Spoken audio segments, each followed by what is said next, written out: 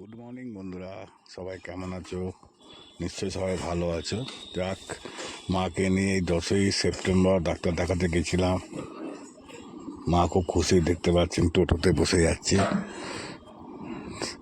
Doctor খুব ভালো বলেছে, রিপোর্ট খুব ভালো, অপারেশন খুব ভালো হয়েছে এবং ভালোই আছে।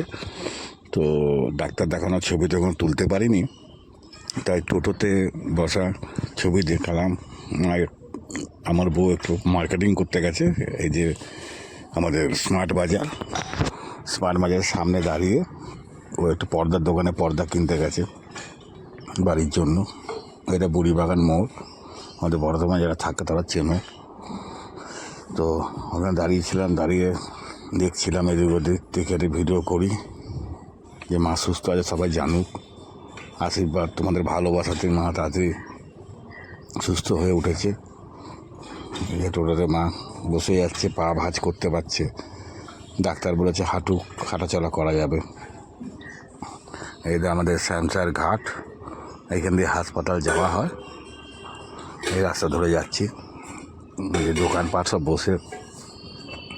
এটা হাসপাতালের সামনে একদম। যারা বর্ধমানে থাকো তারা অবশ্যই জানবে, রাস্তা চিনবে।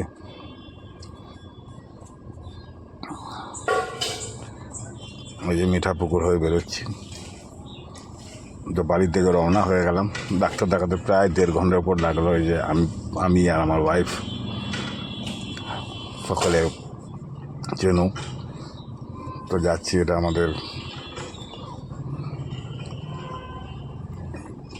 ডিবিসি ঢাল, আমাদের কাঞ্চননগরে যে ডিবিসি ঢাল আছে সেটা দেখো, কাঞ্চন গেট। আমি ছবি তুলেছি, দেখতে পাবে। এটা ডিবিসি, আমাদের বাড়ি এতে পড়ে। এই নদীটাকে, দামোদরটাকে টপকাতে হয় আমাদের প্রতিদিনই। তো এই যাচ্ছি আমি। তো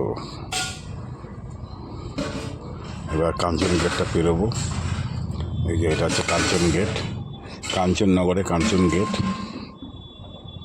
খুব সুন্দর জায়গা, সাজানো গোছানো।